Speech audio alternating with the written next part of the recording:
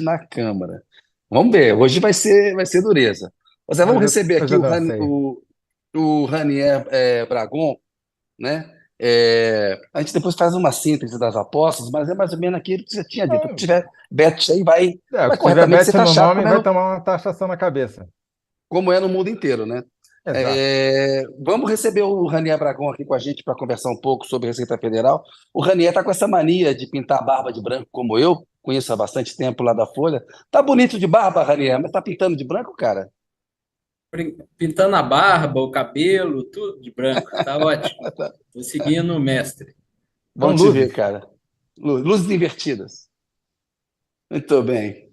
O Ranier, nós vamos falar dessa reportagem que você fez, muito importante, que resultou aí, deu uma grande repercussão, como todo o trabalho que você fez aí ao longo dos últimos anos no Congresso, sempre dando puros em relação também ao governo Bolsonaro. Tem aí uma reportagem sua que mostra a pressão do Bolsonaro sobre a Receita Federal para investigar desafetos, né? A gente viu, o Bolsonaro tentou e conseguiu interferir na Polícia Rodoviária Federal, na Polícia Federal, tem uma Procuradoria-Geral da República afinada com ele, a gente viu um aparelhamento no CAD, enfim, e agora tem essas notícias da Receita. Conta pra gente, qual que é o grau dessa interferência e por que que ela é grave, Ranier? Bom, falando assim do caso específico agora que a gente noticiou, tem noticiado nesses últimos dias, o fato, resumidamente, é que o chefe da inteligência da Receita durante o primeiro ano da gestão Bolsonaro, ele fez uns acessos que não tiveram nenhuma motivação pública para ocorrerem. A gente sabe que o servidor público ele precisa ter uma motivação, ele não pode sair pescando informação aqui e ali para saber ainda mais de informações de contribuintes, né? Então, esse chefe da Receita, ele acessou os dados de umas pessoas que estavam ali na lista de desafetos da família Bolsonaro, do clã É o Bolsonaro. Ricardo Pereira Feitosa. É o Ricardo Pereira Feitosa. Então, o chefe, ele atuou por 4 meses apenas, em 2019, como chefe da Receita, entrou no cargo, 4 meses depois saiu do cargo, voltou para Cuiabá, onde ele atuava, era auditor fiscal, ele tem um passado também como militar.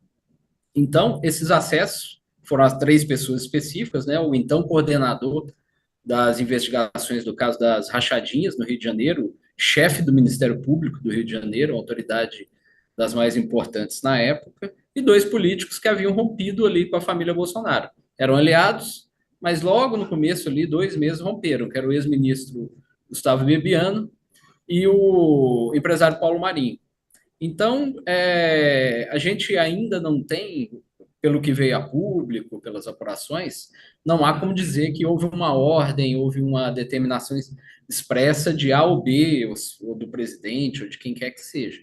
Mas o fato é que houve acessos e cópias, foram feitas cópias de dados fiscais de 3 pessoas que eram desafetos do presidente Por e uma coincidência, autoridade que estava investigando o filho, né?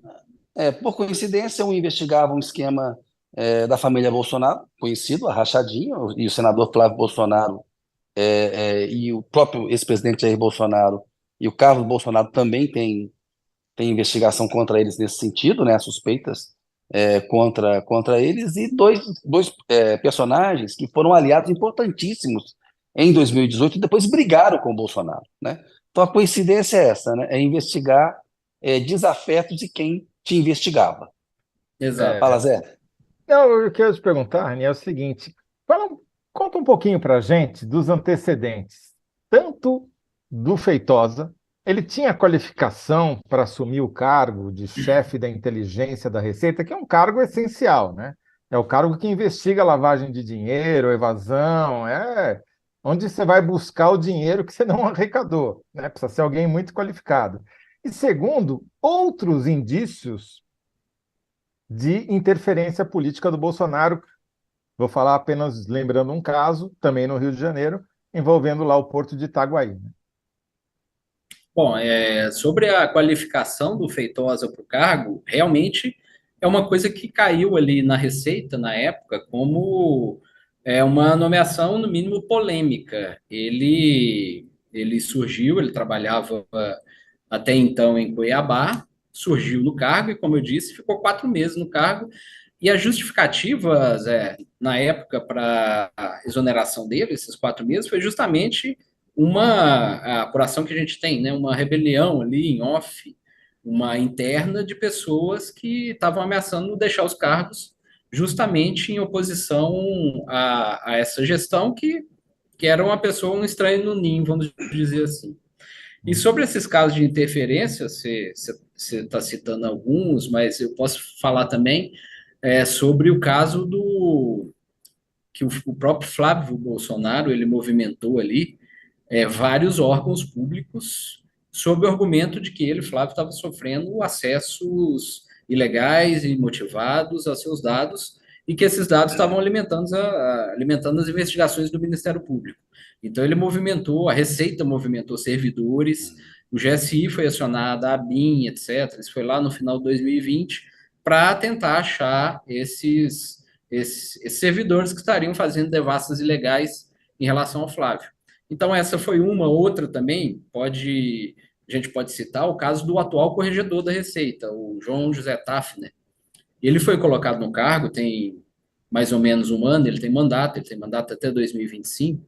Ele foi colocado no cargo justamente por uma articulação muito grande ali da família Bolsonaro. O cargo ficou vago meses, e a família Bolsonaro tentou colocar uma outra pessoa, não conseguiu, e acabaram colocando o Tafner, que é uma pessoa como a maioria das pessoas da Receita, reservada, não dá muita entrevista e tal, mas ele apareceu com a camisa da seleção brasileira num evento de campanha do Jair Bolsonaro em 2018.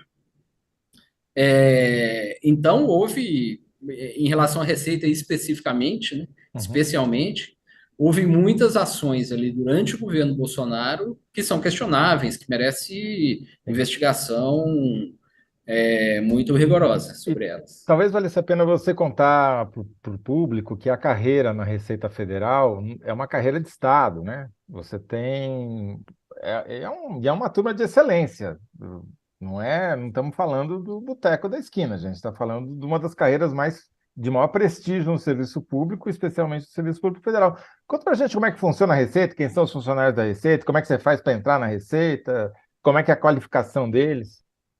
Como você disse aí, é uma das carreiras ali de maior qualificação e exige um preparo muito grande, até porque você trabalha com um leque de informações ali que está toda a vida de todo mundo, a vida financeira, a vida fiscal, né? Financeira, comercial, gasto de cartão de crédito.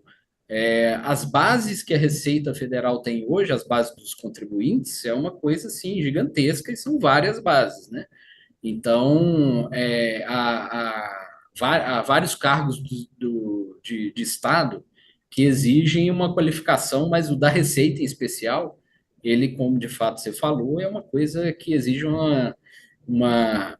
e eles próprios têm orgulho disso, né? Uma especialização, uma dedicação e um rigor técnico muito grandes, de fato. E você estava explicando que, e eu acho que também vale a pena explicar, porque você pode, quem não é do ramo, pode pensar que basta você ser funcionário da Receita que você teria acesso às declarações de imposto das pessoas, dos contribuintes, como assim, como quem entra no computador e vai pesquisando. Mas não é assim que funciona, são sistemas fechados, acesso mediante senha e muito controlado e com o log, né, com o registro de quem acessou e quando. É exatamente assim ou...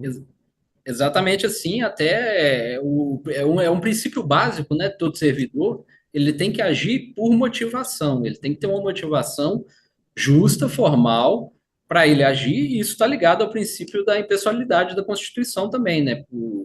Para evitar até que a máquina pública seja usada para privilegiar A ou B, ou, o contrário, para perseguir pessoas, né? Sim. Se não fosse assim, se eu pudesse entrar na Receita e ficar dando busca lá a quem você quisesse, ia virar um pandemônio. Então, tem que seguir isso, está na lei, tá nas leis, né? O princípio da motivação, tem que ter uma motivação, tem que ter uma investigação. Então, os dados de contribuinte, eles são acessados se houver investigação, se houver um procedimento formal para isso. E nesses 3 casos que a gente relatou, desses 3 desafetos do Bolsonaro, não tinha nada disso. A inteligência da Receita, posteriormente, ela foi questionada para informar se havia algum procedimento, alguma suspeita, alguma coisa formal que motivasse essa investigação, e eles responderam formalmente que não tinha nada. É o clássico acesso imotivado. E isso, quando ocorre, ele acarreta uma punição ao servidor. E o que aconteceu com o servidor com Feitosa? Ele foi punido, foi afastado, recebeu alguma punição? Ainda não, ele foi exonerado oficialmente pelos motivos que eu falei no início, que é satisfação ali interna, com trabalho e tal, mas esse caso ele só resultou numa investigação posterior, numa análise prévia, depois virou uma comissão de sindicância e, por fim, o chamado PAD, que é um processo administrativo disciplinar. Esse PAD foi concluído recentemente com a sugestão de suspensão do Feitosa. Só que no trâmite interno lá, o Tafner acabou mudando para a sugestão de demissão do serviço público. Nesse caso, não é a corregedoria que aplica a pena, ela cabe ao ministro de Estado. No caso, o Fernando Haddad decidir se vai aplicar mesmo, se vai demitir a pessoa do serviço público, ou se vai aplicar alguma outra punição, inclusive ele pode aplicar nada, fazer nada, né? Ô, Ranier, Então, por enquanto, ele está aguardando isso. Ranier, acho que você acompanhou bem também, Ranier e Toledo, o caso da Vaza Jato revelando que durante a Lava Jato, os procuradores fizeram acessos da Receita sem justificar também, o que é crime, né? Você tem que ter um motivo para investigar a vida financeira de alguém. O sigilo fiscal é garantido pela Constituição. Então, a Receita, nos últimos anos aí, ela tem vivido momentos, ela precisa voltar a ser uma carreira de Estado respeitável, porque o que aconteceu na Lava Jato e no governo Bolsonaro me parece um completo desvio aí do que é uma carreira de Estado, né? Justamente, Toledo ia falar, não, perdão. Não, o que eu não entendi nessa história, até aí eu entendi tudo. Você explicou muito bem. O que eu não entendi é a história do corregedor que aumentou né, a punição, corregedor bolsonarista, com foto do lado do Eduardo Bolsonaro, como você disse, com camiseta amarela, não resta dúvida sobre a preferência eleitoral dele, e curiosamente pedindo uma punição mais grave para o cara que supostamente, quer dizer, supostamente não, ele efetivamente foi olhar coisas que ele não deveria olhar, não tinha motivo para olhar, não se sabe se a pedido de alguém ou só para puxar o saco da família Bolsonaro, seja o motivo que for, ele cometeu uma irregularidade. Agora, o que eu não entendi é o seguinte, o bolsonarista que está na corregedoria pediu uma pena mais alta para ele, e depois disse que sofreu pressões. Não, essa é uma pergunta interessante, Toledo. É o seguinte, tem a história do rei morto, rei posto, né? Aham, É uma suposição, a gente não pode sim. afirmar, mas trocou de governo, é uma nova gestão. Embora ele tenha mandato, o que algumas pessoas que eu conversei interpretam, eu não sei se é a realidade, mas é uma interpretação, perdão, é uma interpretação que há na Receita, é que ele quis dar uma sinalização de um gesto, fazer um gesto ali para a nova administração, até pelo fato de que ele argumenta também internamente que ele está sofrendo pressão da atual administração da Receita para renunciar ao mandato, para não cumprir o mandato. Ele tem mandato de mais 2 anos, até janeiro de 2025. Então é uma hipótese, pode ser que tenha feito isso, não dá para a gente afirmar, mas é uma hipótese, é uma interpretação que algumas pessoas da Receita levantam. Não, faz todo sentido, né? Ele está dizendo, ó, eu sou independente, eu posso ter votado no Bolsonaro, posei de camiseta amarela do lado do Eduardo Bolsonaro, etc, etc. Fui tiete, mas agora, nas minhas funções aqui, estou sendo duro com uma pessoa acusada de eventualmente beneficiar a família Bolsonaro. É, faz sentido, né? O Kennedy, não, Mas o porque eu vento gosto foi a dessas favor. coisas, porque a política como ela é, né? O mundo como ela O é, não mundo, é como a gente idealiza que seja, nem como a gente imagina. Acho que o Ranier caiu lá, acho que a caiu. Receita Eita, derrubou eu o vou fazer Ranier. com ele o que aconteceu com a Receita Federal durante o governo Bolsonaro. ver se a gente consegue voltar com o Ranier. Mas Vai pelo que ter que... ele está contando para a gente aí, aconteceu uma bela de uma bagunça, né? Uma baita de uma pressão. O Ranier, Ranier, você tinha caído, voltou aqui, ó. foi a Entra com a gente Receita de que novo. suspendeu você, não? Aí, perdão. Ó, assim, entendeu? O Ranier, você tem que responder o que aconteceu com a Receita Federal durante o governo Bolsonaro. Você que é bom de título, vai 75 caracteres, Ranier. Pergunta como é que é? Perdão, não escutei direito. O que aconteceu com a Receita no governo Bolsonaro? É É Exato. isso? isso, é isso. Nossa, não, difícil. Eu posso falar só desse caso específico. Nesse caso específico, Mineirinho. está O sendo Ranier é investigado e mineirinho. é muito esquisito, né? Muito estranho. Muito estranho. Falando Mas demais, eu acho que senhor. dá para dizer que houve, durante o governo Bolsonaro, houve casos que colocaram a Receita na berlinda, né? Colocaram a Receita Sim, sob suspeita, mesmo que não sejam confirmados, criou-se uma suspeição sobre a atuação, de funcionários da Receita. perfeito. Tá bom, a Larissa vai Boa. tentar condensar isso em 75 caracteres, que é a missão, principal dela. Kennedy, vamos aproveitar que o Ranier está aqui, é uma presença ilustre, a gente não tem ele aqui, o tempo todo. O que você me diz, Ranier, sobre qual é a disposição hoje que você sente no Congresso, aí, com toda a experiência que você tem, em relação ao novo governo e uma base que é uma base alugada, né? Uma base que não está aí para todas as chuvas e tempestades que acontecerem. Ele E uma vai ser tensão negociado aí voto a com voto, né? uma tensão com a União Brasil, ministro das Comunicações da Berlinda também, o Juscelino Filho, ou seja, fala pra gente como é que você percebe isso daí. Bom, eu considero assim que houve um movimento assim de maior relevância política desde a eleição foi a decisão do Lula de compor com Arthur Lira e não confrontá-lo. Uhum. Foi uma decisão ali que se ele tivesse, o PT e o presidente Lula tivessem decidido ir para o confronto, tentar eleger um novo presidente da Câmara, podiam ganhar, podiam perder, ia ser uma situação completamente diferente. Não ia Houve ser Lula o 3, ia ser inverso, Dilma 3, né? podia ocorrer inclusive isso, né? Mas como eles tinham o fantasma lá do Eduardo Cunha, de que aquela coisa, né? Tentaram emplacar um presidente, aí foram derrotados pelo Eduardo Cunha, e a história é sabida. Resolveram agora e compuseram com o Arthur Lira, que a gente tem que reconhecer, é um hábil negociador ali da Câmara.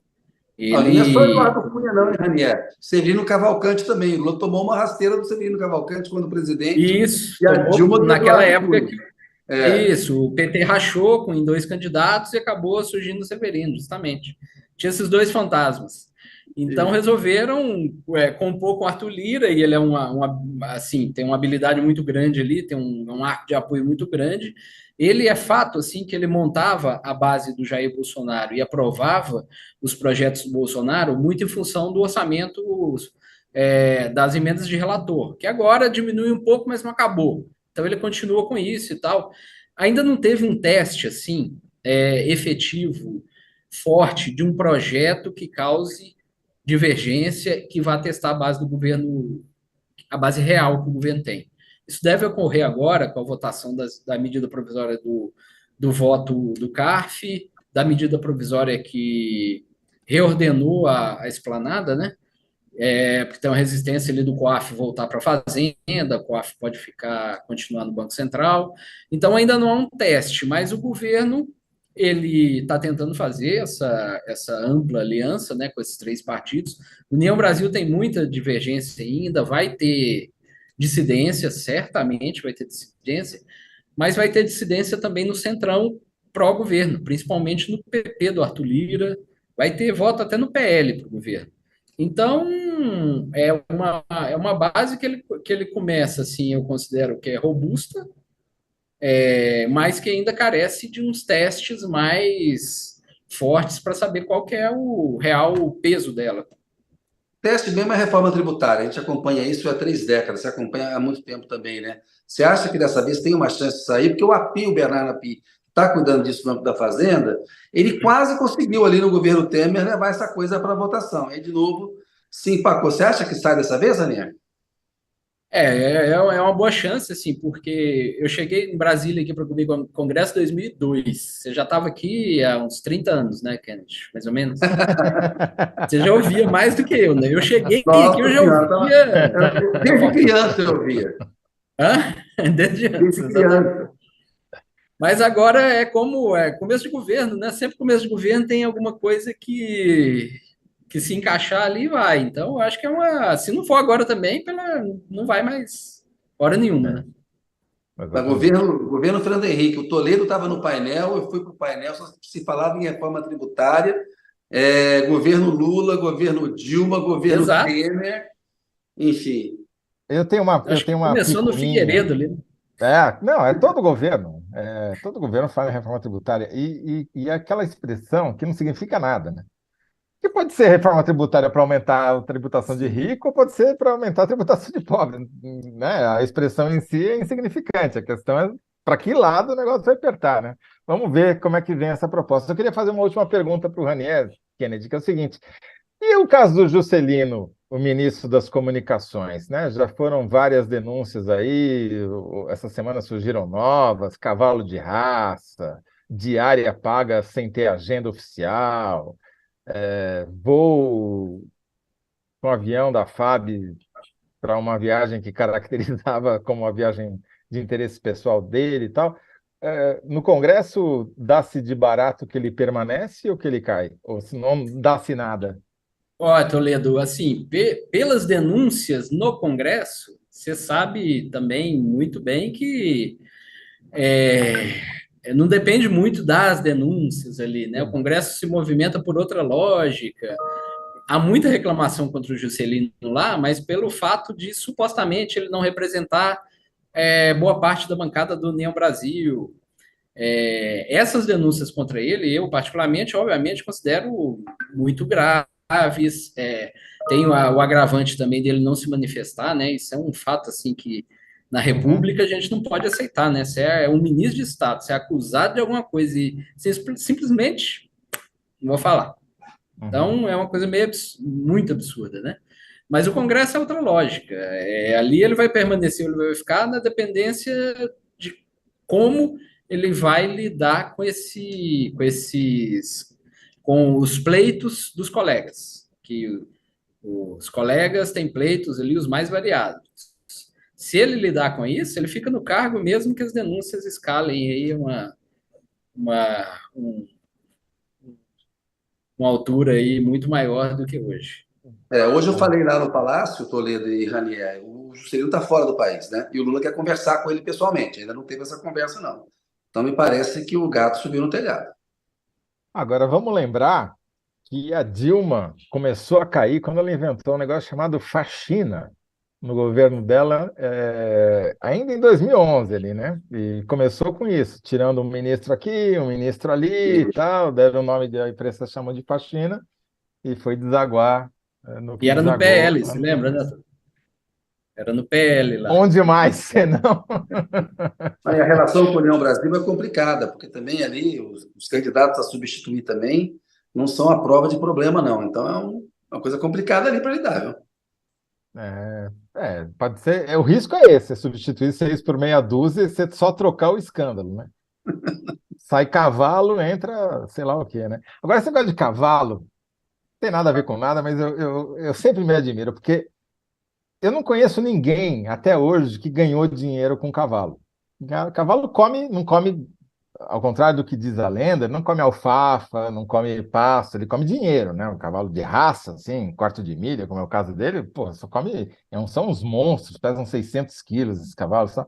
Mas tem uma coisa curiosa com cavalo. Você faz, os dons, os criadores, como é o caso dele, fazem leilões. E no leilão, o cavalo pode sair por 1.000 ou 1 milhão. Não tem tabela, né? A Receita Federal não tem uma tabela lá e fala, ó, cavalo, 1/4 de milha, pesa por peso. Não, pode ser tanto R$ 1.000 quanto R$ 1 milhão. E essa é uma maneira clássica de se lavar dinheiro, né? Ou de você receber, porque vai entrar lá alguém, compra teu cavalo, em vez de pagar 1.000, paga 1 milhão, tá tudo certo, tá tudo legal. Então, eu acho sempre curioso que quando envolve animais e políticos, sempre tem alguma coisa por trás. Toledo, você é um maldoso. Às vezes o cara é um amante Eu dos sou animais. péssimo, eu sou Ah, péssimo. que maldade. Ah, com certeza ele adora cavalo, deve ser um grande. Admirador. Cavaleiro. Em Pernambuco, antigamente, se dizia que tinha os cavalgados e os cavalcantes, né? E agora também a gente tem as cavalgaduras. Não faltam no Congresso. Olha só, vamos fazer a síntese com o Ranier aí. Ele já fez da Receita, né?